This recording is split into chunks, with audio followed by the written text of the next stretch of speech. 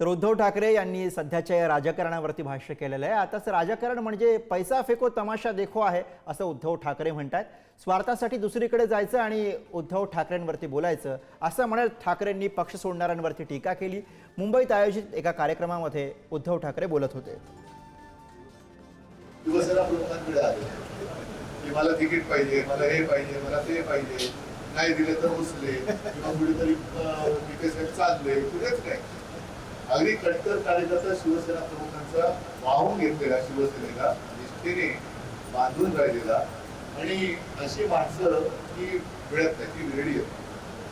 म्हणजे आताचा जो काय काळ आहे, असतील शिते तर जपतील होते, त्यावेळेला अनंत गीते हे वेगळे दिसतात. कारण आताच राजकारण असंच आहे की पैसा फेको तमाशा देतो आणि मग काहीतरी स्वार्थासाठी जायचं आणि दुगाड्या उद्धव ठाकरेला जोडत आहे.